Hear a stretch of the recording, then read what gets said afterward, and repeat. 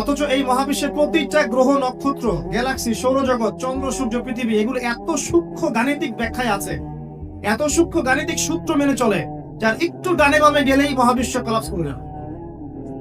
শুধু যদি সূর্যটাকে এক হাত এগিয়ে দেওয়া হয় তাহলে এই পৃথিবীর অর্ধেকের বেশি জায়গা মরুভূমি হয়ে যাবে। আর যদি এই সূর্যটাকে এক হাত পিছিয়ে দেওয়া হয় তাহলে এই পৃথিবীর একটা বড় অংশ বরফের চাদরে ঢেকে যাবে। শুধু যদি চাঁদকে একটু এগিয়ে দেওয়া হয় পৃথিবীর একটা বড় অংশ সমুদ্রের পানিতে ভেসে যাবে। আর চাঁদকে যদি একটু পিছিয়ে দেওয়া হয় ভাটা পড়ে যাবে, সাগরের স্রোত পাবেন না আপনি। কথাগুলো বুঝতে হলে আপনাকে অ্যাস্ট্রোনমি জানতে হবে, কিছুটা হলো আপনাকে এগুলো পড়াশোনা করতে হবে।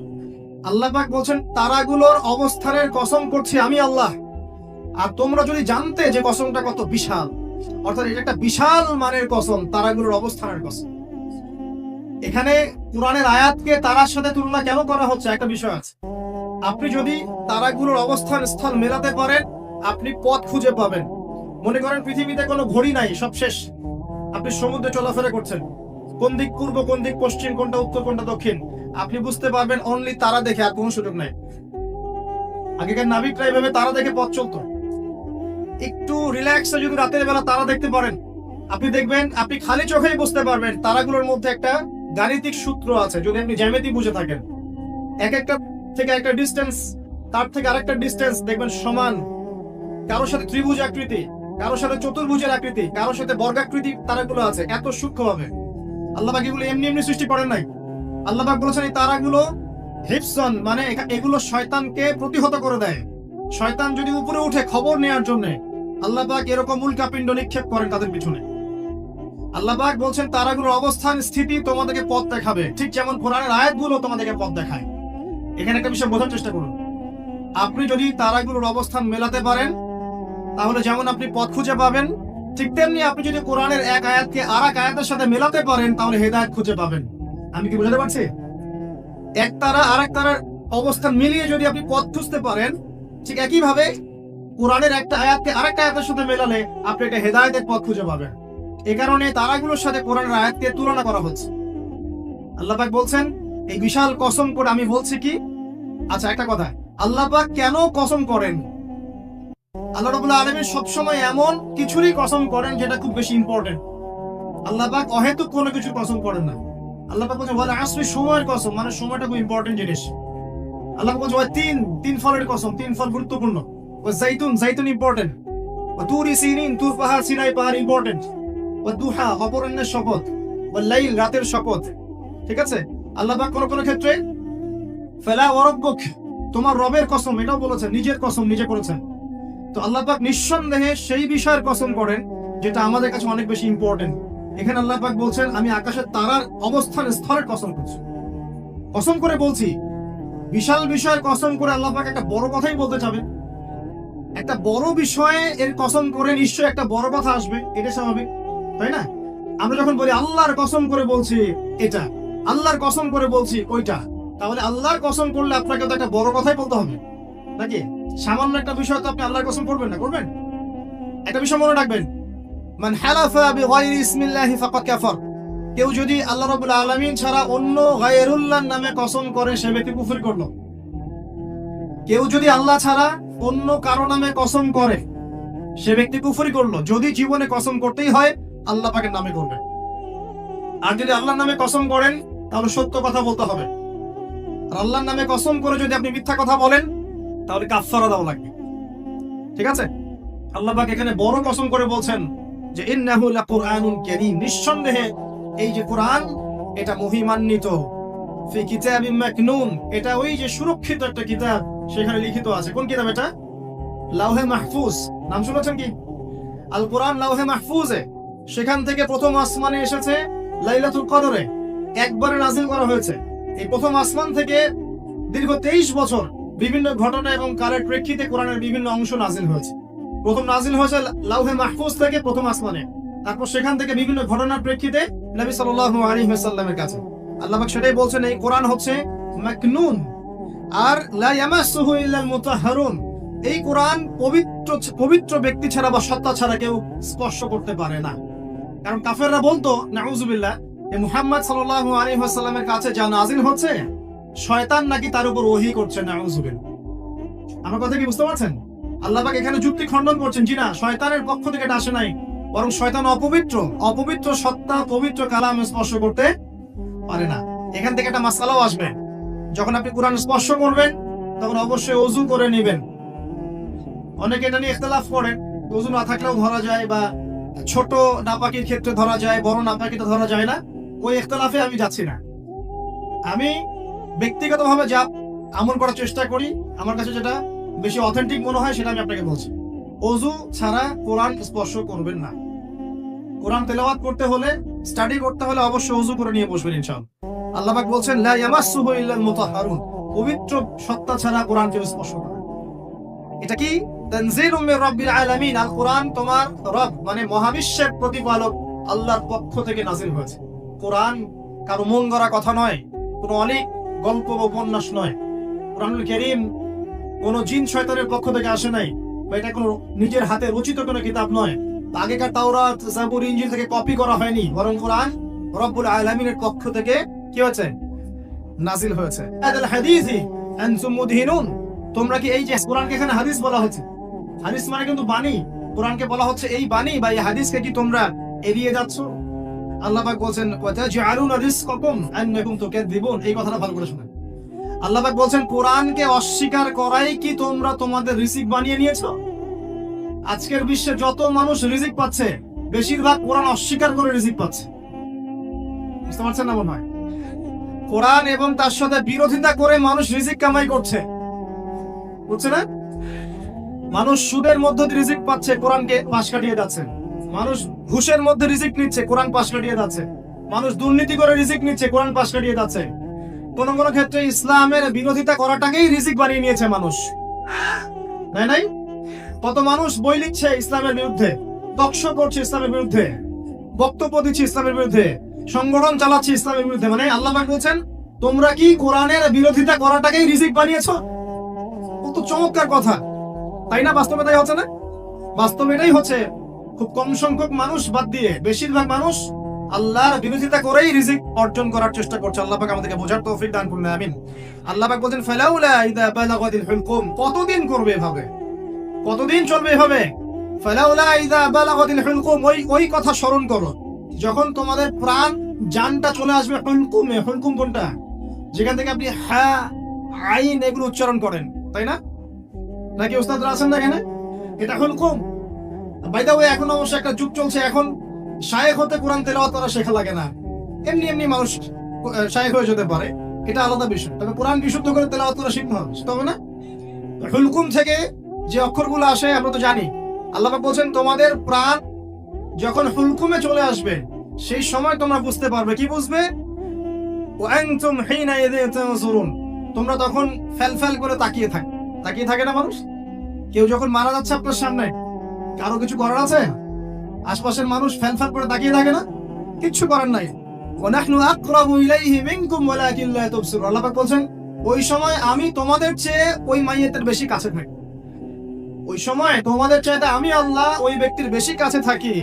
ফালাউলা ইন কুনতুম গায়রা মাদিনিন, তোমরা কি আমার কর্তৃত্বের অধীনে নও? তারজিউনাহা ইন কুনতুম সাদিকিন, যদি এখন ক্ষমতা থাকে যে আল্লাহ, যে কোরআন, যে ইসলামকে অস্বীকার করলা, এখন ক্ষমতা থাকলে সেই প্রাণটাকে ফিরাই দাও দেখি। আল্লাহর কথা কি বুঝতে পারছেন? আল্লাহ পাক বলছেন তোমরা কি কোরআন এর বিরোধিতা করাটাকে রিজিক বানিয়েছো? করতে থাকো, কিন্তু যখন তোমাদের প্রাণ কণ্ঠাগত হবে তখন তোমরা ফেল করে তাকিয়ে থাকবে, কিছুই করতে পারবে না। ওই সময় আমি আল্লাহ ওই ব্যক্তির কাছে থাকি তোমাদের চাইতে, আর তোমরা যদি আমার কর্তৃত্বের বাইরেই থাকো তাহলে ওর জানটাকে ফিরাই নিয়ে আসো দেখি। কথাগুলো কি বুঝতে পারছেন? আমি আসলে কোরআন অনুবাদ করতেও পারছি না এবং ব্যাখ্যাও করতে পারছি না, আমার অপারগতা। আমি এখন এই বয়সে এসে ফিল করি যে আমি আসলে ইসলামের মনে হয় 5 থেকে 10% জ্ঞান অর্জন করতে পারি না। আমার কাছে এটাই ফিল হয়। আমি যত বেশি জ্ঞান অর্জনের সাগরে ডুব দিয়েছি বা দিচ্ছি, আমার কাছে এটাই মনে হচ্ছে যে আমি এখন পর্যন্ত 10% জ্ঞান অর্জন করতে পারি নাই, এখনো ডুবি দিতে পারি নাই। মণিমুক্ত আহরণ করে কিভাবে আপনাদের সামনে উপস্থাপন করবো এটা আমার জানা না, তবে আমি আমার জায়গায় চেষ্টা করছি। আর কোরআন এত উচ্চ মানের একটা কিতাব যেটার ব্যাখ্যা করা আমাদের পক্ষে আসলে পসিবল না। কোরআন ব্যাখ্যা করা বা এর আয়াতের যে মর্ম সেটা আপনাকে বুঝিয়ে দেয়া আসলে আমার পক্ষে পসিবল না। আমি মনে করি না এটা কারো পক্ষেই পসিবল। আমি মনে করি না এটা কারো পক্ষেই পসিবল। কোরআনের এক্সাক্ট মিনিংটা, এক্সাক্ট বালাগাত এবং বুঝটাকে আপনার কলিজায় ঢুকাই দেবে, এটা আমার মনে হয় না কারো পক্ষে পসিবল। একজন ব্যক্তি তার পক্ষে সম্ভব ছিল, তিনি ছিলেন আমাদের প্রিয় নবী মুহাম্মদ রাসূলুল্লাহ সাল্লাল্লাহু আলাইহি ওয়াসাল্লাম এবং তার সাহাবায়ে কেরাম রাদিয়াল্লাহু আনহুম যা শিখেছেন, যদি তাদেরকেও পেতাম তাহলে হয়তো কিছু আমরা অ্যাচিভ করতে পারতাম। তারপরের জেনারেশনকে যদি পেতাম তাও কিছু অ্যাচিভ করতে পারতাম। এখন 1400 বছর পরে সেই কিতাব নিয়ে আমরা স্টাডি করছি। আর আমরা যারা এখন বেঁচে আছি, আমাদের মধ্যে কি সেই নূর আর মারিফত আছে যা নবী এবং সাহাবীদের যুগে ছিল? তাহলে কিভাবে আমি আপনাকে কোরআনের পুরো অথেন্টিসিটি এবং এর ইন্টারপ্রিটেশন আপনাকে বোঝাবো কিভাবে? আসলে আমার পক্ষে সম্ভব না, চেষ্টা করছি, শুধু অনুবাদ করে শোনাতে পারছি, আমি ব্যাখ্যা আপনার সামনে করতে পারছি না। আল্লাহ পাক মাফ করুন। আল্লাহ পাক শেষে গিয়ে বলছেন যে কোরআন বিরোধিতা করাটাকেই কি তোমরা রিজিক বানিয়ে নিয়েছো? জেনে রেখো, যদি কোরআনের বিরোধিতা করতে থাকো, একদিন তোমাদের মৃত্যু আসবেই। যেদিন আসবে সেদিন কণ্ঠ নালীর কাছে চলে আসবে তোমাদের প্রাণ। ওই দিন আশপাশে বহু মানুষ থাকলেও কেউ তোমাদের কোনো উপকার করতে পারবে না। সবাই ফেল করে তাকিয়ে থাকবে। তোমার নিয়ন্ত্রণ আমার হাতে থাকবে, এবং যদি ক্ষমতা থাকে আর তোমরা যদি আমার কর্তৃত্বের বাইরেই থেকে থাকো, তাহলে ওই আত্মাটাকে ফেরত দিয়ে দেখিও সেদিন যদি তোমাদের ক্ষমতা থাকে। আমরা কি পারবো? অতএব আমাদের উচিত হবে কি? আল কোরআনের সামনে কি করা? আত্মসমর্পণ করা, নত হওয়া। এখন নত হওয়া মানে কি সেটা আমি 6টা সেন্টেন্সে বলছি আপনাকে। আল কোরআনের সামনে আত্মসমর্পণ করা বা নত হওয়ার মানেটা কি, এটা আমি আপনাকে 6টা সেন্টেন্সে ব্যাখ্যা করছি। 1 নাম্বার, আমরা যারা বেঁচে আছি উম্মতে মুহাম্মাদি, আমাদের প্রত্যেকের উচিত হবে আল কোরআন আগে বিশুদ্ধ করে তেলাওয়াত করতে শেখা। এটা আমাদের প্রথম কাজ। শিখবো ইনশাআল্লাহ, আল্লাহ পাক তৌফিক এনায়েত করুন। এটা হচ্ছে ইসলামের পড়াশোনার একদম বেসিক প্রাইমারি স্টেজ। কোরআন তেলাওয়াত করা শেখাটা হচ্ছে দ্বীনের পড়াশোনার একদম বেসিক স্টেজ। এরপরে আসে কোরআনের অনুবাদ শেখার ব্যাপার, কোরআনের আরবি ব্যাকরণ শেখার ব্যাপার, নাহু সরফ শেখার ব্যাপার, বালাগাত শিখতে হয়, তারপরে হাদিস আছে, তারপরে আপনার যে আকীদা আছে, ফিকহের বইগুলো আছে, উসুলের বইগুলো আছে, তারপরে আস্তে আস্তে বড় বড় কিতাবগুলো আপনাকে পড়তে হয়। তো এই যে সিলেবাসটা আপনার সামনে আছে, এই সিলেবাসটা কভার করার প্রথম স্টেজটা কি? আগে আপনাকে আল কোরআন বিশুদ্ধ করে তেলাওয়াত শিখতে হবে। নবী সাল্লাল্লাহু আলাইহি ওয়াসাল্লাম বলেছেন, খায়রুকুম মান তাআল্লামা আল কোরআন ওয়া আল্লামা। তোমাদের মধ্যে সেই ব্যক্তি শ্রেষ্ঠ, উত্তম, যে ব্যক্তি নিজে আল কোরআন শিখে অন্যকে শেখায়। নবী সাল্লাল্লাহু আলাইহি ওয়াসাল্লাম একটা হাদিসে বলেছেন, আল্লাযী ইয়াকরাউল কোরআন ওয়া হুয়া মাহিরুন বিহি। যে ব্যক্তি কোরআন তেলাওয়াত করে এবং তার উপর দক্ষ হয়, মাহির হয়, মা'আস সাফারাতিল কিরামিন বাররা, সেই ব্যক্তি পরকালে সম্মানিত ফেরেশতাদের সাথে হাসর করবে ইনশাআল্লাহ। ওয়াল্লাযী ইয়াকরাউল কোরআন, এবং যে ব্যক্তি কোরআন তেলাওয়াত করে ওয়া ইয়াতাতাউ ফি, এবং কোরআন তেলাওয়াত করতে গিয়ে আটকে যায়, তাতা করে মানে আটকে যায়, জিহ্বায় আসে না, ওয়া হুয়া আলাইহি শাক, তার উপরে এটা কঠিন হয়ে যায়, তারপরেও সে চেষ্টা করে, ফালাহু আজরান, তার জন্য ডাবল পুরস্কার আছে। নবী সাল্লাল্লাহু আলাইহি ওয়াসাল্লাম বলেন, মান ক্বারা হারফাম মিন কিতাবিল্লাহি ফালাহু হাসানা। কেউ যদি কোরআনের একটা হরফ তেলাওয়াত করে তার জন্য হাসানা বা নেকি থাকবে। আল হাসানাতু কাআশরি আমসালিহা, আর একটা হাসানা 10 দিয়ে গুণ করা হবে, মানে একটা হরফ তেলাওয়াত করে 10 নেকি পাবেন ইনশাআল্লাহ। লা আকুলু আলিফ লাম মিম হারফুন।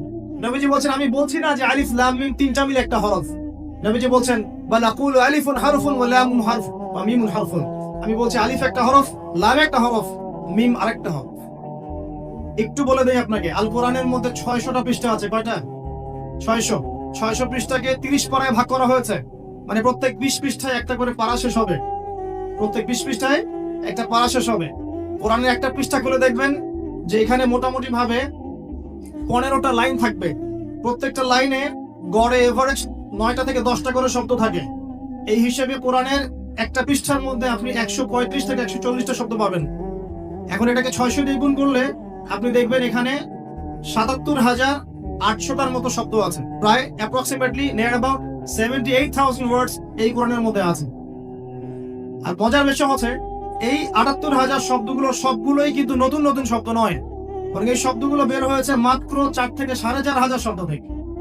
মানে 4 থেকে 4,500 শব্দ, এর অর্থ, এর গ্রামার যদি বুঝতে পারেন, ইনশাআল্লাহ আপনি 100% কোরআন বুঝতে পারবেন। কোরআনকে আল্লাহ বলছে, ওয়ালাকাদ ইয়াসসারনাল কুরআনা লিযিকরি ফাহাল মিন মুদ্দাকির। আমি আল কোরআনকে বোঝার জন্য সহজ করে দিয়েছি, কেউ কি আছো উপদেশ গ্রহণ করবে? আল্লাহ পাক একই সূরার মধ্যে 4বার বলেছেন। সূরা কামার আয়াত নাম্বার 17, 22, 32, 40। তো প্রথম কাজ প্রিয় ভাইরা, এখন যদি আপনি শব্দগুলোকে এখন অক্ষর দিয়ে গুণ করেন, ৭৮,০০০ শব্দকে যদি আপনি এখন অক্ষর দিয়ে গুণ করেন, দেখবেন এখানে প্রায় 5 থেকে 6 লক্ষ অক্ষর আছে। কতগুলো? কথা বলেন আমার সাথে। 5 থেকে 6 লক্ষ। এখন আপনাকে বললাম যে একটা হরফ তিলাওয়াত করলে 10 নেকি হবে। তাহলে আপনি চিন্তা করেন যে 6 লক্ষ অক্ষর যদি তিলাওয়াত করেন, একবার খতম দিতে পারেন, তাহলে আপনার কতগুলো নেকি হতে পারে? চিন্তা করেছেন? অতএব আমাদের প্রথম দায়িত্ব হবে আল কোরআন কেন্দ্রিক। অবশ্যই সবাইকে বিশুদ্ধ করে কোরআন তেলাওয়াত করা শিখতে হবে। আমরা রাজি আছি ইনশাআল্লাহ? ইনশাআল্লাহ। এর পরের দায়িত্ব হচ্ছে কোরআনের কিছু অংশকে মুখস্থ করতে হবে। কিছু অংশ বলতে, যদি পারেন পুরো কোরআনই মুখস্থ করবেন, যদি না পারেন কমপক্ষে 10 পারা, 10 পারা না পারলে কমপক্ষে 1 পারা তো পারবেন। 1 পারাও যদি না পারেন, ইম্পর্টেন্ট সূরা এবং আয়াতগুলোকে কমপক্ষে হিফজ করার চেষ্টা করুন। যেমন সূরা বাকারার প্রথম 5 আয়াত, সূরা বাকারার 255 নম্বর আয়াত আয়াতুল কুরসি, সূরা বাকারার শেষের 3টা আয়াত, সূরা আলী ইমরানের শেষের 10 আয়াত, সূরা মুলক, সূরা কাহফের প্রথম 10 শেষ 10, সূরা সফাত প্রথম 10, সূরা জিন প্রথম 10, সূরা হাশর শেষের 3, সূরা কাফিরুন, সূরা নাস, ফালাক, ইখলাস, সূরা লাহাব, তারপরে সূরাতুল মুমিনুনের শেষের আয়াতগুলো ইত্যাদি। এই ধরনের কিছু ইম্পর্টেন্ট বাছাই করা আয়াতগুলো তো কমপক্ষে মুখস্থ করা যাবে না ইনশাআল্লাহ? আমরা সারা জীবনে কি কম পড়াশোনা করেছি? 30 বছর পড়াশোনা করেছি। 30 বছর পড়াশোনা করে যদি আমি 30টা আয়াত শিখতে না পারি, তাহলে নিঃসন্দেহে এই পড়াশোনার জীবনে আমি ব্যর্থ না সফল? 30 বছর পড়াশোনা করে যদি আমরা 30টা হাদিস না শিখি, তাহলে আমরা ব্যর্থই। আমাদেরকে ব্যর্থই বলতে হবে।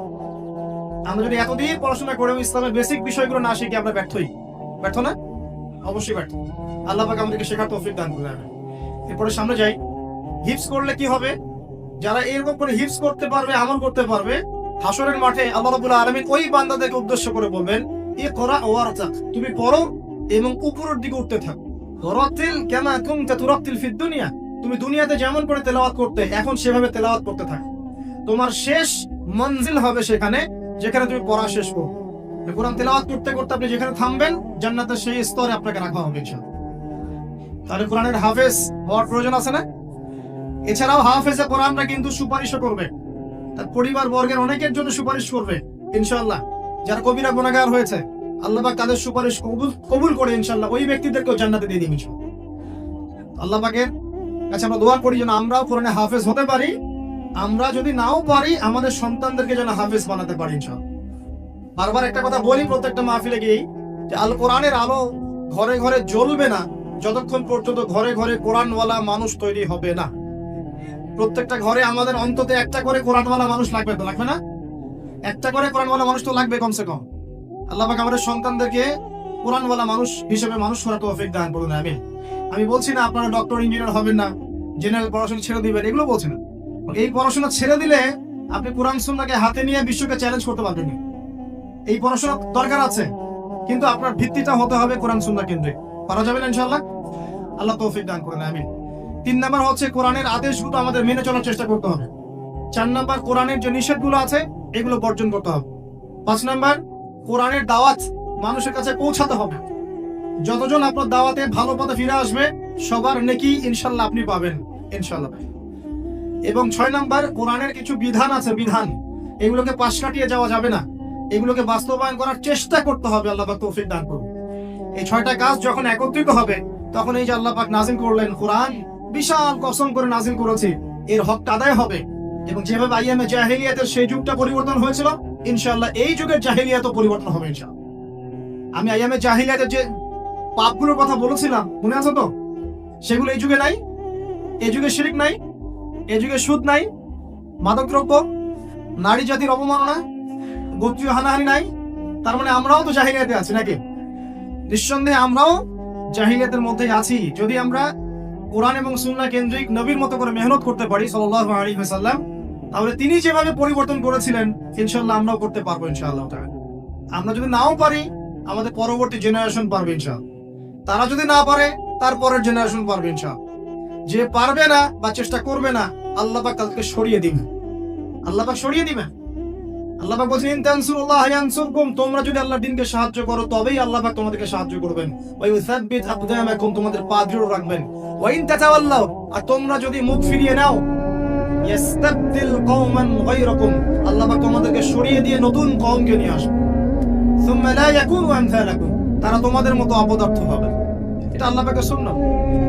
পৃথিবীর প্রত্যেক মুসলমান যদি তার উপর দায়িত্ব ছেড়ে দেয়, আল্লাহ পাক অমুসলিমদেরকে হেদায়েত দিয়ে ইসলামে নিয়ে আসবেন ইনশাআল্লাহ। আল্লাহ পাকের কোনো পরোয়া নাই। আমি আপনি দাওয়াতি কাজ না করলে, ইসলাম চর্চা না করলে, প্রচার প্রসার না করলে ইসলাম ভেঙে পড়বে না, থেমে যাবে না, বরং আমরাই ইতিহাস থেকে হারিয়ে যাব। ইতিহাস থেকে আমরাই হারিয়ে যাব।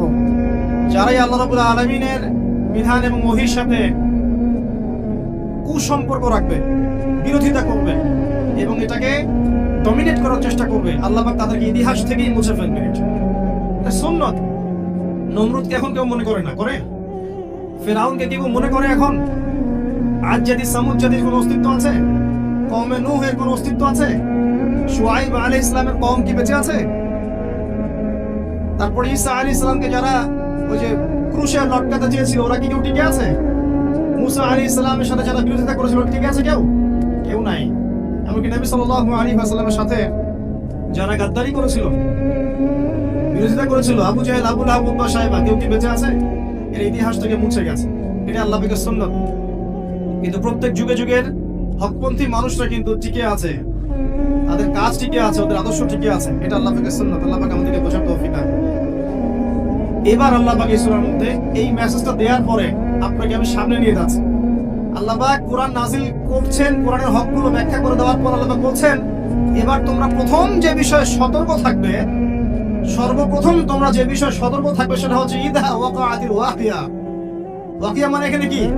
কিয়ামত। ওয়াকিয়া মানে কি?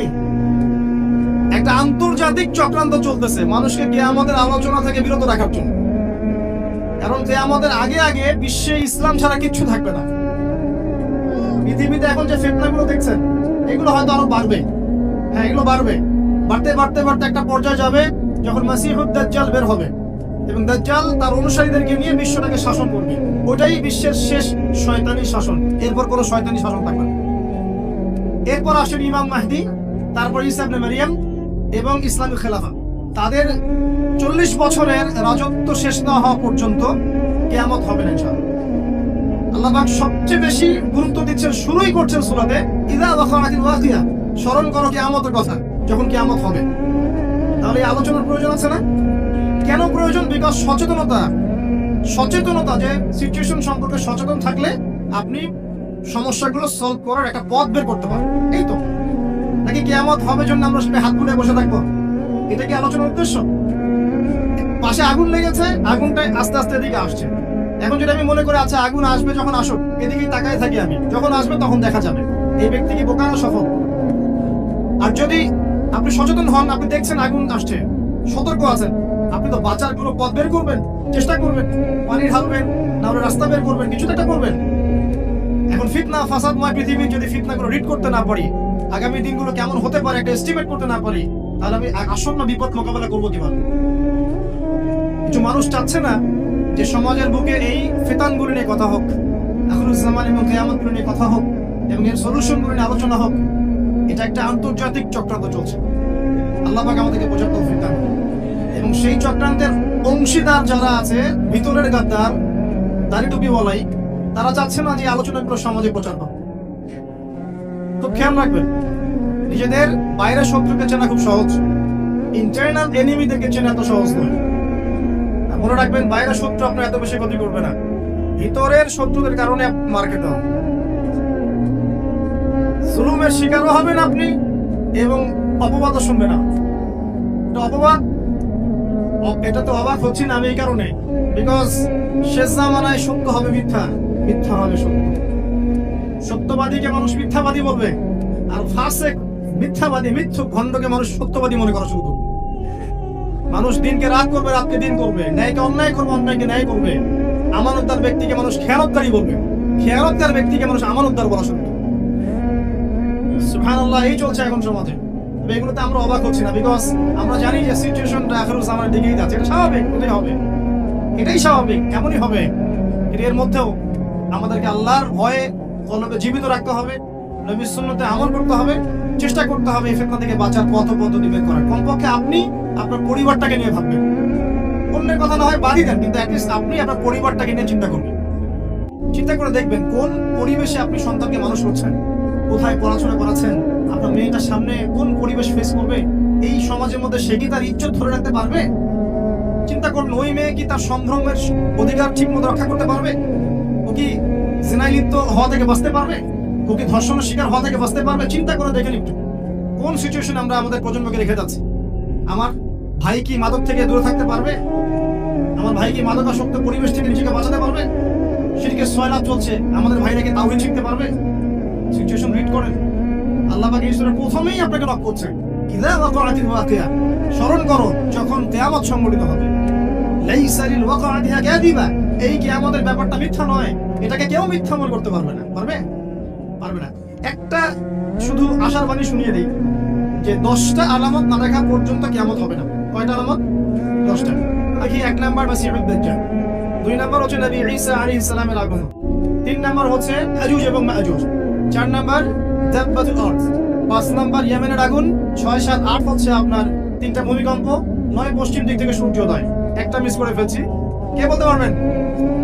জি, দুখান রাইট। সুবহানাল্লাহ, কি নাম আপনার?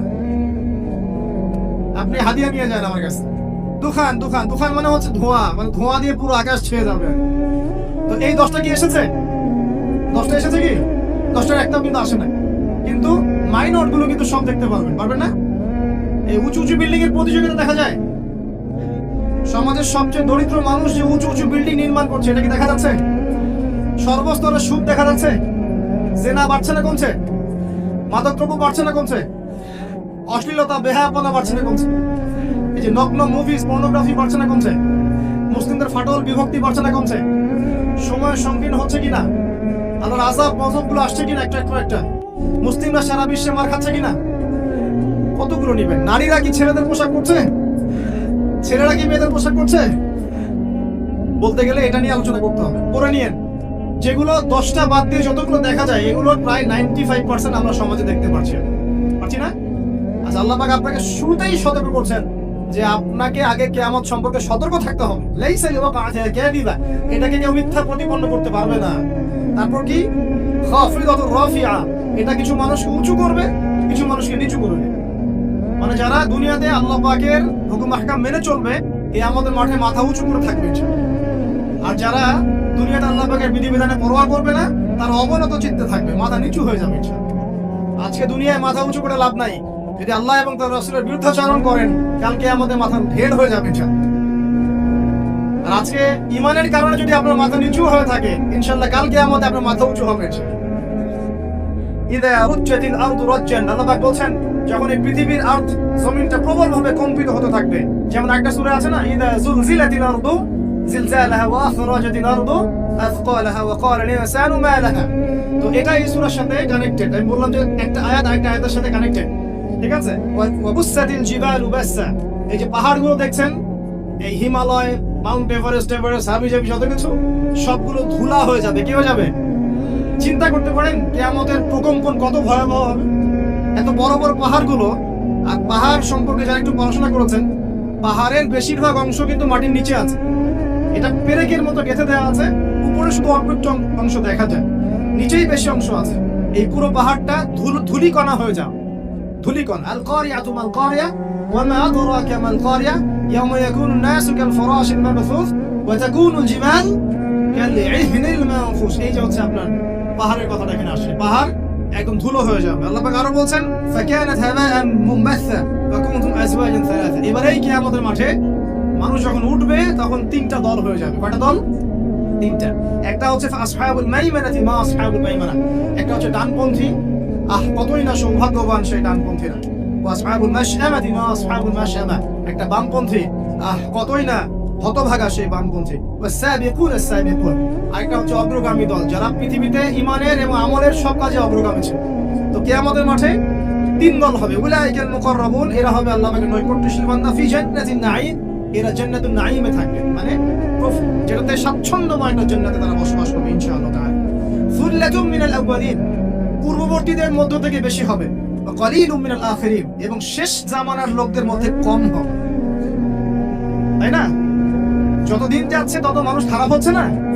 তো এর জন্য আগেকার মানুষদের মধ্য থেকে বেশি জান্নাতে যাবে। তবে একটা সুসংবাদও আছে, একটু পরে আল্লাহ পাক আবার এটাও বলেছেন যে সুল্লাতুম মিনাল আউয়ালিন ওয়া সুল্লাতুম মিনাল আখিরিন, এটাও বলেছেন।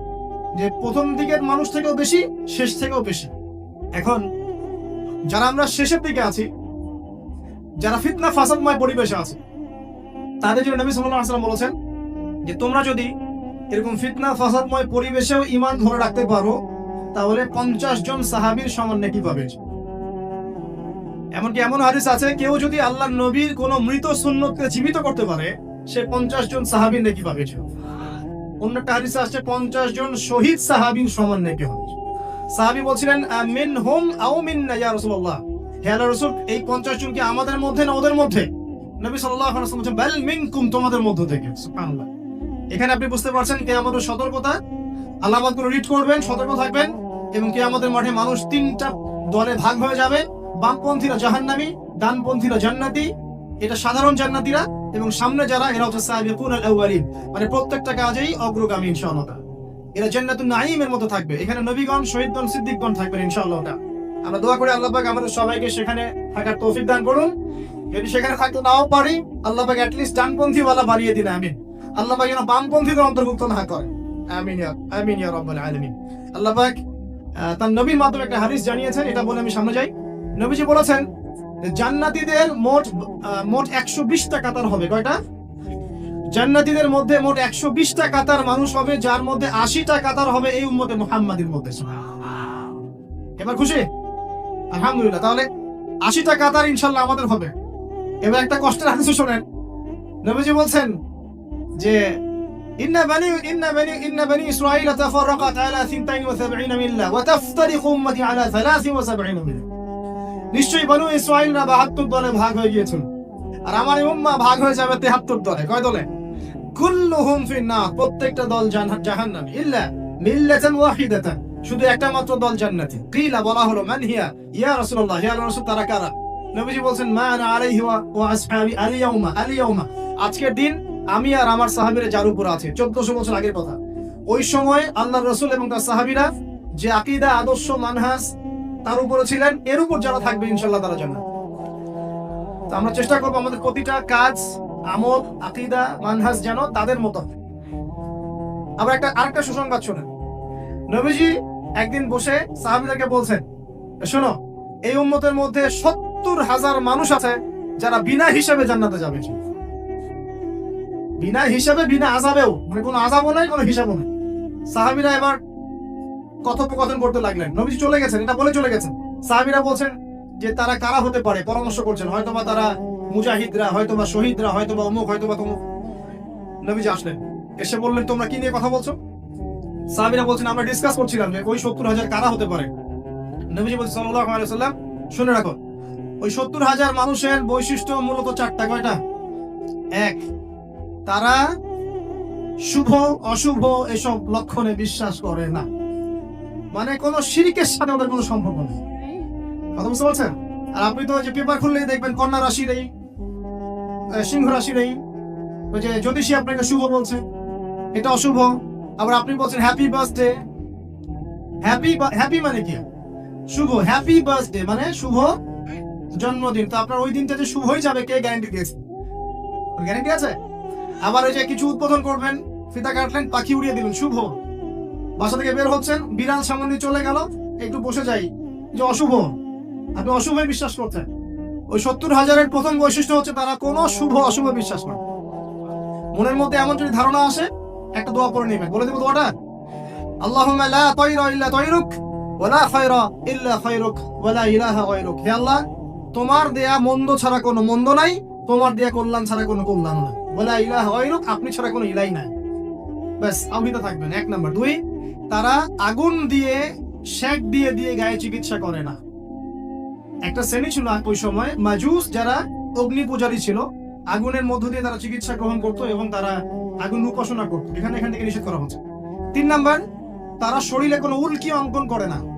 উল্কি মানে কি? যে ট্যাটুস আপনারা অঙ্কন করছেন, অনেক ভাই জিম করে ট্যাটু বানায় আর কি। তো একটু আগে ভাইয়ের জিম থেকে ঘুরে আসছি, আলহামদুলিল্লাহ। অনেকদিন আগের স্মৃতি মনে পড়ে গেল। আল্লাহ পাক, দোয়া করে আল্লাহ পাক আমাদের ভাইদেরকে শরীর, আত্মা, মন সবকিছু সুস্থ রাখুক, আমিন। আর একটা পরামর্শ দিব যে আপনারা কায়িক পরিশ্রম করবেন, এবং এগুলো আমাদের উচিত ফিজিক্যাল এক্সারসাইজ করা উচিত, একটু ফিজিক্যাল গেমস খেলে কোনো সমস্যা নাই, কিন্তু হয়তো সময় নষ্ট করে খেলা দেখলে সমস্যা। যে খেলা আপনার ফিজিক্যাল উপকারিতা আছে আপনি খেলতে পারেন, তবে ফরজ তরক হওয়া যাবে না এবং ওই যে নামাজ মিস হওয়া যাবে না। আল্লাহ পাক তৌফিক এনায়েত করুন, আমিন। আচ্ছা, 4 নাম্বার হচ্ছে তারা পাখি উড়িয়ে ভাগ্য গণনা করে না। তারা পাখি উড়িয়ে ভাগ্য গণনা করে না। এবং 5 নাম্বার হচ্ছে যে তারা সর্বাবস্থায় এক আল্লাহর উপর তাওয়াক্কুল করে, অন্য কারো প্রতি তাওয়াক্কুল। এই শ্রেণীর মানুষ যারা, তারা 70,000 মানুষ বিনা হিসেবে জান্নাতে যাবে। একজন সাহাবী দাঁড়িয়ে বললেন, ইয়া রাসূলুল্লাহ, আমার জন্য দোয়া করেন, আমি যেন তাদের অন্তর্ভুক্ত হয়ে যাই। নবীজি বলেন, হ্যাঁ, তুমি তাদের অন্তর্ভুক্ত যাও। এবার আরেকজন দাঁড়িয়ে বললেন, আমার জন্য দোয়া করেন ইয়া রাসূলুল্লাহ। নবী বলেন, ঠিক আছে, তুমি তাদের অন্তর্ভুক্ত। আরেকজন দাঁড়ালেন, সাহাবী বলছেন, না, সে তো আমার অগ্রগামী হয়ে গেছে, কারণ এভাবে সবার জন্য দোয়া করতে থাকলে তো দরজাই বন্ধ হয়ে যাবে। এই জন্য তিনি আর দোয়া করলেন না, বললেন যে সে তোমার অগ্রগামী হয়েছে। এখন আমরা যদি ওই রকম হতে পারি, শিরকের পাপে নাই, শুভ অশুভ আপনি বিশ্বাস করেন না, আপনি ভাগ্য গণনা করেন না, আপনি পাখি উড়িয়ে এই উদ্বোধন করেন না, আপনি আগুনের উপাসনা করেন না, সর্বাবস্থা আল্লাহর প্রতি তাওয়াক্কুল করেন, এবং কুফুরি ঝাড়ফুকও নেন। কুফুরি ঝাড়ফুক আছে না, ঝাড়ফুক, তাবিজ, কবজ, এগুলো নেয় না মানুষ, এগুলোও নিচ্ছেন না, তাহলে ইনশাআল্লাহ তাআলা আপনি সেই 70,000 অন্তর্ভুক্ত হবেন ইনশাআল্লাহ। তবে হ্যাঁ, বৈধ ঝাড়ফুক করা জায়েজ। কোরআনের বৈধ সূরাগুলো এবং দোয়া কালাম দিয়ে ঝাড়ফুক করা কি জায়েজ, এবং এটা সুন্নত পদ্ধতিও। এবং ঘুমানোর সময় তো ঝাড়ফুক করতে হয়, সূরা ফালাক, নাস, ইখলাস পড়ে ফু দিয়ে পুরো গায়ে মাসাহ করতে হয়, সুন্নাহ। এখানে বোঝানো হচ্ছে কুফুরি ঝাড়ফুক গুলো, যেগুলো আমরা নেই, কবিরাজ টবিরাজ অন্যের কাছে নেন না। আর যতদিন যাচ্ছে কিন্তু এগুলো বাড়ছে। মানুষ এই যে প্রেমিকাকে পাওয়ার জন্য বানটলা মারছে, স্বামী স্ত্রীকে বন্ধন বাড়ানোর জন্য তাবিজ কবজ করছে না, এগুলো মানুষ করছে। ব্যবসায় ক্ষতি করানোর জন্য করছে। যে ব্যক্তি এগুলো করবে সে মুশরিক হয়ে যাবে। যে ব্যক্তি এগুলো করবে সে নিজেও মুশরিক, যার জন্য করিয়ে দেওয়া হবে সেও মুশরিক। এটা মনে রাখবেন, আল্লাহ পাক হেফাজত করুন, আমিন। আল্লাহ পাক এই পর্যন্ত বলার পর বলছেন যে এবার শোনো, ডানপন্থী ওয়ালা এবং জান্নাতি যারা, তাদের কি কি নিয়ামত আল্লাহ পাক দিবেন। আমি এত লম্বা বলতে পারছি না, সময় শর্ট, আমি শর্ট করে বলছি। আল্লাহ পাক যে নিয়ামত গুলো বলছেন, 1 নাম্বার, আল্লাহ পাক বলছেন আলা সুরুরিম মাউদুনা, তারা সুউচ্চ আসনে, জান্নাতে তারা সুউচ্চ, কাদের কথা বলছেন? ডানপন্থী এবং অগ্রগামী। তারা সুউচ্চ আসনে হেলান দিয়ে বসে থাকবে, মুত্তাকিনা আলাইহা মুতাকাবিলিন, তারা একে অপরের সাথে মুখোমুখি বসবে। পরিবেশ চিন্তা করেন, হেলান দিয়ে আয়েশ করে মুখোমুখি বসে থাকবে ইনশাআল্লাহ তাআলা জান্নাতীরা। আল্লাহ পাক আরো বলছেন, ইয়াতুফু আলাইহিম ওয়ালদানু মুখাল্লাদুন, তাদের চারপাশে ছোট ছোট গিলমান যারা থাকবে, তারা ঘোরাফেরা করবে। জান্নাতে এমন গিলমান থাকবে, গিলমান, খাদেম, ছোট ছোট বাচ্চা, যাদের চেহারা হবে মণিমুক্তার মতো, এরা চারপাশে ঘুরতে থাকবে। কি নিয়ে ঘুরবে? বিআকওয়াবি ওয়া বারিক, এই যে কাপ, গ্লাস, জগ, ওয়া কাসিম মিন মাইন, এবং পানপাত্র, সুরা, যে মাদক আল্লাহ পাক আপনার জন্য হারাম করেছেন দুনিয়ায়, জান্নাতে ইনশাআল্লাহ স্পেশাল আপনি ড্রিঙ্কস পান করতে পারবেন। এবং সেটা খেলে কোনো মাদকতাও আসবে না ইনশাআল্লাহ তাআলা, কোনো শরীরে কোনো ক্ষতিও হবে না, বরং উপকার হবে ইনশাআল্লাহ। লা ইউসাদউন আনহা ওয়া লা ইউনজাফুন, এটা আপনার মস্তিষ্ক বিকৃতিও করবে না ইনশাআল্লাহ, এবং ইনশাআল্লাহ আপনার শারীরিক কোনো ক্ষতিও করবে না। আরো থাকবে ওয়া ফাকিহাতিন মিম্মা ইয়াতাখায়ারুন, আপনি যে ফল চান, যেটা আপনার ইখতিয়ার, যে ফল আপনি পছন্দ করেন, সেই ফল আল্লাহ রাব্বুল আলামিন আপনাকে দিবেন। ওয়া লাহমি তায়রিন মিম্মা ইয়াশতাহুন, এবং পাখির গোশত আল্লাহ পাক আপনাকে খাওয়াবেন ইনশাআল্লাহ। এই পাখি সম্পর্কে এই তাফসীরের মধ্যে আসছে, আমি সব তাফসীর বলার সময় পাচ্ছি না, যে পাখিগুলোর কাঁধ হবে উটের কাঁধের মতো উঁচু, এবং এরা ডানা মেলে উড়ে বেড়াবে। যদি আপনি চান, আপনি সেটা খেতে পারবেন ইনশাআল্লাহ।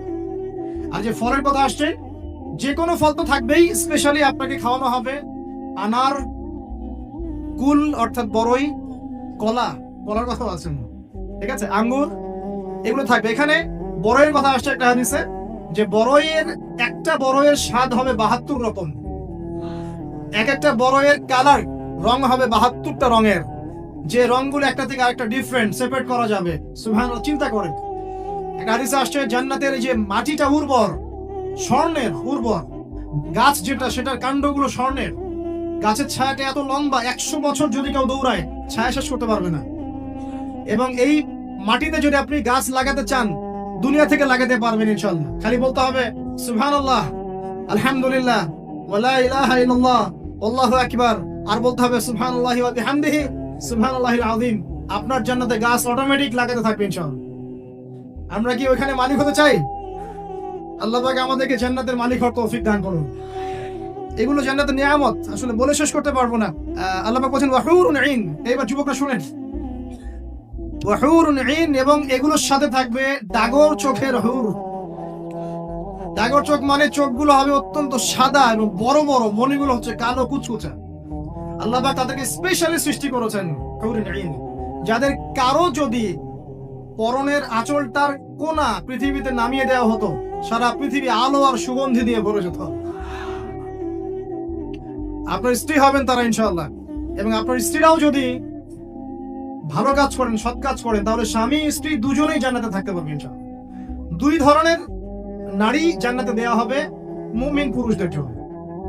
আপনার স্ত্রী এবং তার সৌন্দর্য অন্য হুরদের চেয়ে বেশি হবে অবশ্যই, এবং সবার বয়স হবে সেম এজে, 33 বছর, 30 থেকে 33।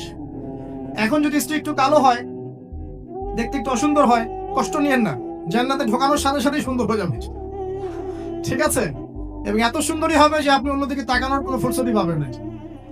এবং এছাড়াও এক্সট্রা হুর আল্লাহ পাক আপনাকে দিবেন। এমনি সাধারণ জান্নাতীর জন্যও 2টা করে স্ত্রী থাকবে ইনশাআল্লাহ। আর আল্লাহর পথে শহীদ যারা হবে, কয়টা স্ত্রী বলতে পারবেন? 72টা। কয়টা? আমি বলবো এতগুলো দিয়ে কি করবেন? আরে ভাই, জীবনটা তো অনন্তকালে, 30 বছর 60 বছরের জীবনেই তো আমাদের লাগতেছে 4 জন, নাকি? আর এত অনন্তকালের জীবন, কোটি কোটি বছর, কোনো মৃত্যু নাই, এতদিন কি করব? এখানে মেয়েদের একটা প্রশ্ন থাকে, তাহলে আমাদের জন্য কি? অবশ্যই আপনাদের জন্য স্বামীদের সৌন্দর্য এত বেশি হবে যে আপনি সেই স্বামী ছাড়া অন্যদিকে যেতেও চাবেন। আরো প্রশ্ন আছে, যদি একজন স্ত্রীর একাধিক স্বামী থাকে তাহলে কি হবে? সর্বশেষ যে স্বামীর সাথে সে সংসার করেছে, সেই স্বামী যদি সৎ হয় এবং এই স্ত্রী যদি সৎ হয়, এই স্বামীর সাথে সে থাকবে জান্নাতে। একজন সাহাবী হুযায়ফা রাদিয়াল্লাহু আনহু ইন্তেকালের সময় তার স্ত্রীকে বলছেন, আমার পরে আর বিয়ে করবো না, যদি আমার সাথে জান্নাতে থাকতে চাও তাহলে আমার পরে আর বিয়ে করো না। একজন সাহাবী মুআবিয়া রাদিয়াল্লাহু আনহু, তিনি আবু দারদা রাদিয়াল্লাহু আনহুর স্ত্রীকে প্রস্তাব দিয়েছিলেন তার ইন্তেকালের পর। তো আবু দারদা রাদিয়াল্লাহু আনহুর স্ত্রী অস্বীকার করছেন, রিফিউজ করলেন, না আমি বিয়ের প্রস্তাবে রাজি নই, না আমি আবু দারদার সাথে জান্নাতে থাকতে চাই। সুবহানাল্লাহ। প্রিয় ভাইরা, পরিবারগুলোকে জান্নাতি বানাতে হবে না? অতএব স্ত্রী, সন্তান, আহাল পরিবার, আত্মীয় স্বজন সবাইকে নিয়ে দিনটা চর্চা করবো ইনশাআল্লাহ। আমরা যেন সবাই জান্নাতে থাকতে পারি, আল্লাহ পাক সেই তৌফিক আমাদের সবাইকে দান করুন, আমিন। আল্লাহ পাক আরো বলছেন, জাযাআম বিমা কানু ইয়ামালুন। এই জাযা কেন? দুনিয়াতে তারা যে আমল করেছিল, এই আমলের কারণে তাদেরকে জাযা দেয়া হচ্ছে। লা ইয়াসমাউনা ফিহা লাগওয়ান ওয়ালা তাসীম। জান্নাতে তারা কোনো রকম অসার আজে বাজে কথাও শুনবে না, কোনো গালিগালাজ কিচ্ছু শুনবে না। এই দুনিয়ায় আপনি আজে বাজে কথা, গীবত, তোহমত, অপবাদ, সমালোচনা শুনছেন না? জান্নাতে এরকম কোনো কথাবার্তাও কেউ বলবে না ইনশাআল্লাহ। ইল্লা কিলান সালামান সালামান। শুধু সবাই একটাই কথা বলবে, সালাম সালাম, শান্তি এবং শান্তি, যেখানে আল্লাহ পাক স্বয়ং আমাদেরকে সালাম দিবে ইনশাআল্লাহ। ওখানে একটা কথা বলতে ভুলে গেছি, হুরুন আইনরা কিন্তু গানও শোনাবে, এবং তারা এমন গান শোনাবে যে গান পৃথিবীর কোনো মানুষ কখনো শোনাবে, ঠিক আছে? তাদের একটা বর্ণনা আসছে, তাদের সৃষ্টিটা আল্লাহ পাক এত উন্নত করেছেন যে বাহির থেকে তাদের যে আপনি মানে বডি, তার যে কালার, চামড়া থেকে শুরু করে মজ্জি, হাড্ডি, বাইরে থেকে সব দেখা যাবে, এত উঁচু স্তরের সৃষ্টি। প্রিয় ভাইরা, এখন যদি দুনিয়াতে জেনা থেকে বাঁচতে পারেন, ইনশাআল্লাহ হুর অপেক্ষা করছে। আর দুনিয়াতে যে ফ্রি মিক্সিং এ যাবেন আর দুনিয়ার এই নগ্ন হুর পরের পিছনে দৌড়ালে আর ওই হুর পাওয়া হবে না। কথা কি বুঝতে পারছেন? দুনিয়াতে ফ্রি মিক্সিং এ যায় না, জেনায় যায় না, হারাম রিলেশনশিপে যায় না, ব্যভিচার করেন না, পরকীয়া করেন না। ইনশাআল্লাহ আপনার জন্য আল্লাহ পাক স্পেশাল সৃষ্টি রেখে দিয়েছেন ইনশাআল্লাহ। আল্লাহ রাব্বুল আলামিন তো আমাদেরকে ক্ষমা করার জন্য এতটাই ব্যাকুল যে সামান্য একটা ইস্যুতে আল্লাহ পাক ক্ষমা করে দিতে পারেন। আপনারা কিফিলের ঘটনা জানেন? সুবহানাল্লাহ, একজন ব্যক্তি ছিলেন বনু ইসরাঈলের, ইয়াং যুবক আমাদের মতো। সে প্রত্যেক রাতে একজন করে সুন্দরী নারী নিয়ে থাকতো, প্রত্যেক রাতে একজন। টাকা পয়সা ছিল প্রচুর, প্রতি রাতে একটা করে মেয়ে লাগে, কিফল।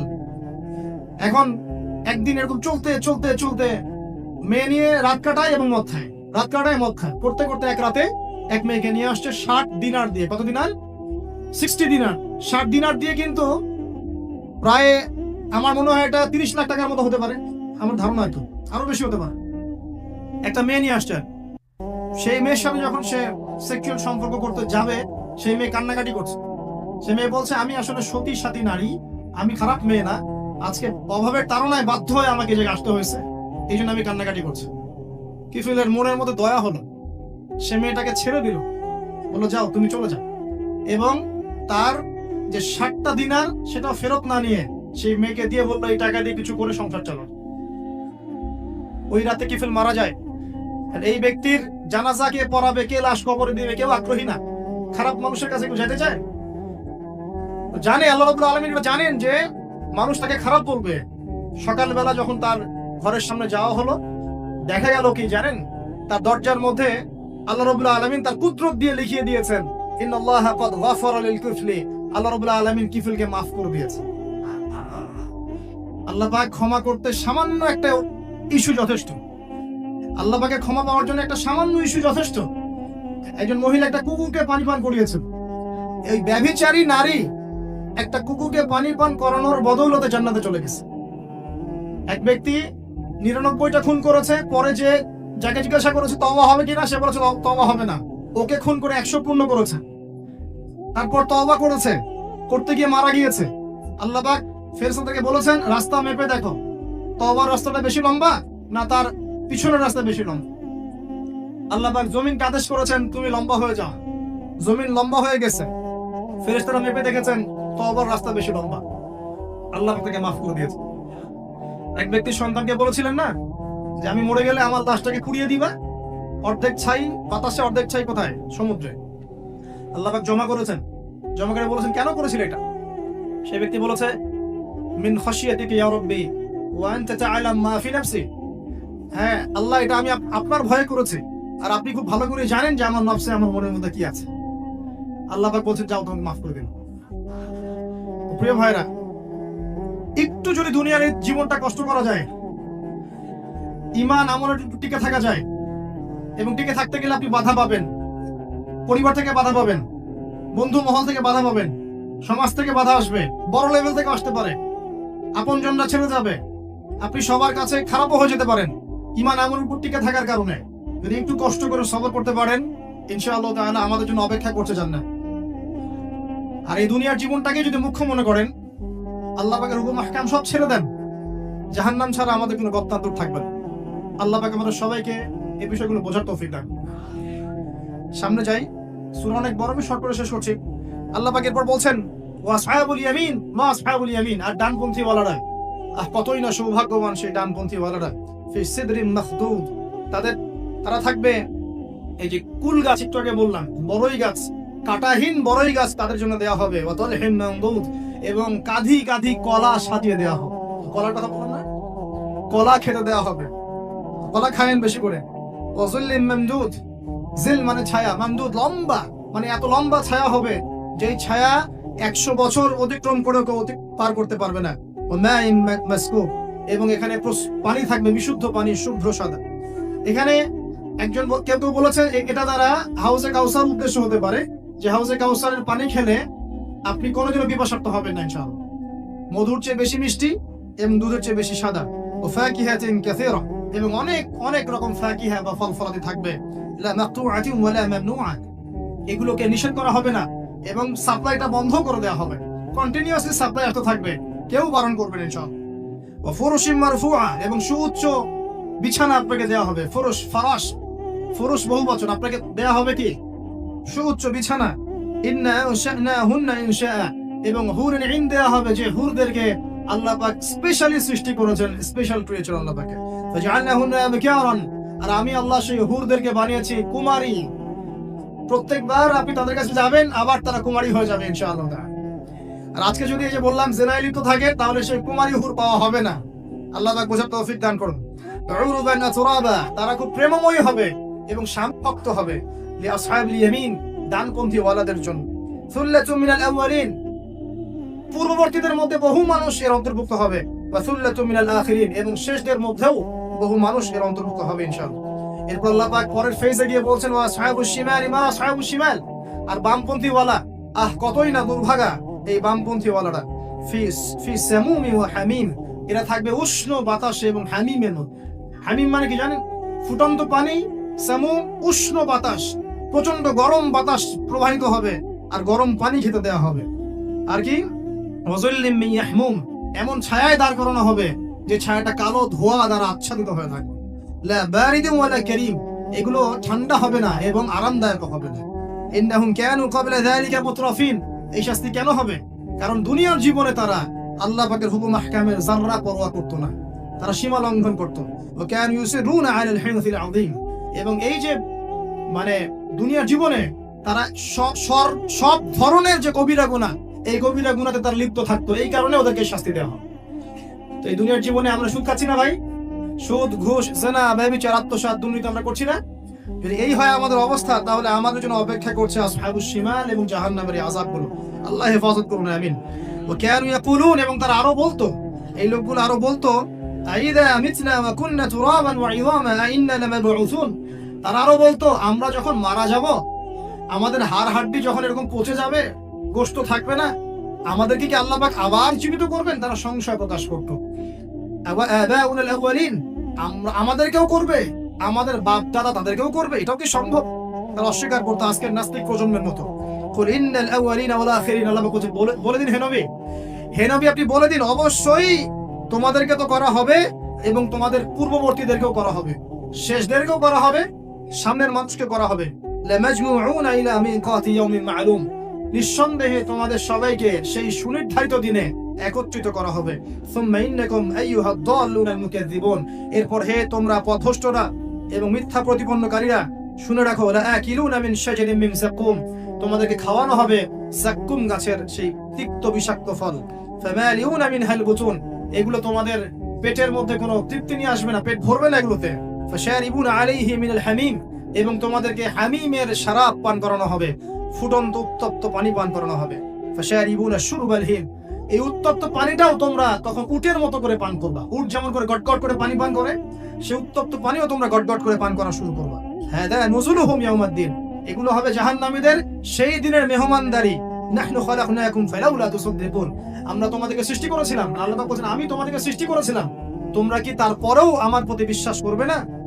এরপর আল্লাহ পাক কিছু নিয়ামতের কথা বলছেন, যে আফরাইতুম মা তুমনুন, তোমরা যে বীর্যপাত ঘটাও। আল্লাহ পাক আরো বলছেন, আনতুম তাখলুকুনাহু আম নাহনুল খালিকুন, তোমরা কি সেই বীর্য সৃষ্টি করেছো, না আমি আল্লাহ সেটা সৃষ্টি করেছি। নাহনু কাদ্দারনা বাইনাকুমুল মাউত, আমি আল্লাহ তোমাদের মধ্যে মৃত্যু সৃষ্টি করেছি, মৃত্যুর সময় নির্ধারণ করেছি। ওয়া নাহনু বিমাসবুকিন, এবং আমাদেরকে বাধ্য করে, আমি আল্লাহ আমাকে বাধ্য করে এমন কোন সত্তা নাই। আলা আন নুবাদদিল আমসালাকুম ওয়া নুশিয়াকুম ফিমা লা তা'লামুন, আল্লাহ পাক বলেন আল্লাহ পাক চাইলেই তোমাদেরকে সরিয়ে নতুন সৃষ্টি নিয়ে আসতে পারেন, যে সম্পর্কে তোমাদের কোনো ধারণাই নেই। ওয়া লাকাদ আলিমতুম নাশআতাল উলা ফালাউলা তাযাক্কারুন, আর তোমরা তো খুব ভালো করে জানো প্রথমবার তোমাদেরকে কেমন করে সৃষ্টি করেছিলাম। আফরাইতুম মা তাহরুসুন, তোমরা কি যে চাষবাস গুলো করো, এই ফসলের দিকে তাকিয়ে দেখো না। আনতুম তাজরাউনাহু আম নাহনু সারিউন, তোমরা কি এই ফসলগুলো ফলাও, না আমি এখান মাটি থেকে এটাকে উৎপন্ন করি। লাউ নাশাউ লাজআলনাহু হুতামা, আমি যদি চাইতাম তাহলে ফসলগুলোকে আমি খড়কুটায় পরিণত করতাম। ফাযালতুম তাফাক্কাহুন, তোমরা তখন কি হতে? তাফাক্কাহুন, বোকা হয়ে যেতে। তোমরা ফসল দেখতা যে ফসল সব নষ্ট হয়ে গেছে, তোমরা মনে করতে হায় এটা আবার কি। আল্লাহ বলছেন ইন্না লামুগরামুন, তোমরা বলতে আমরা তো ক্ষতিগ্রস্ত হয়ে গেলাম। বাল নাহনু মাহরুমুন, বরং তোমরা মাহরুম হয়ে গেলে। আফরাইতুমুল মা আল্লাযী তাশরাবুন, তোমরা কি সেই পানির দিকে লক্ষ্য করো না যেই পানি তোমরা পান করছো? আনতুম আনজালতুমুহু মিনাল মুজনি আম নাহনুল মুনজিলুন, তোমরা কি পানি মেঘ থেকে নাজিল করো, না আমি আল্লাহ মেঘ থেকে নাজিল করি। লাউ নাশাউ জাআলনাহু উজাজান ফালাউলা তাশকুরুন, আমি আল্লাহ যদি চাইতাম তাহলে তোমাদের সমস্ত পানিকে লবণাক্ত বানিয়ে দিতাম, নোনা বানিয়ে দিতাম, তোমরা কি তবুও শুকরিয়া আদায় করবে না? আফরাইতুমুন নারুল্লাতী তুরুন, তোমরা কি আগুনের দিকে দেখেছো কখনো? আগুনের দিকে তাকিয়ে কখনো কি শুকরিয়া আদায় করেছো? আনতুম আনশাতুম শাজারাতাহা আম নাহনুল মুনশিউন, এই গাছের কাঠগুলো কি তোমরা উৎপন্ন করো, না আমি আল্লাহ উৎপন্ন করি। নাহনু জাআলনাহা তাযকিরাতাও ওয়া মাতাআন লিল মুকওয়িন, এই আগুনটাকে আমি বানিয়েছি তোমাদের জন্য উপদেশ স্বরূপ। উপদেশ কেন? কারণ এই আগুনটা হচ্ছে জাহান্নামের 70 ভাগের 1 ভাগ। আর আমরা যে আগুনটা ইউজ করি, এই আগুনটা ইউজ করানোর জন্য এই আগুনকে দুই বার সাগরের মধ্যে ঠান্ডা করা হয়েছে, তারপরে আগুনের এই শেপটা এসেছে। এই আগুন ছাড়া বিশ্বে আমরা কোনো কাজ করতে পারবো? এই আগুনের দিকে কখনো তাকিয়েছো? তোমরা কি আগুন কাঠ থেকে তোমরা যে আগুন জ্বালাও, এটা কি কাঠ তোমরা তৈরি করতে পারো, না আমি তৈরি করে দিই? আল্লাহ পাক বলছেন যে এই আগুনটাকে বানিয়েছি উপদেশ স্বরূপ। নাহনু জাআলনাহা তাযকিরাতান, এটাকে উপদেশ বানিয়েছে। মাতাআন লিল মুকওয়িন, এবং তোমাদের জন্য ভোগোপকরণ বানিয়েছি। ফাসাব্বিহ বিসমি রাব্বিকাল আযীম।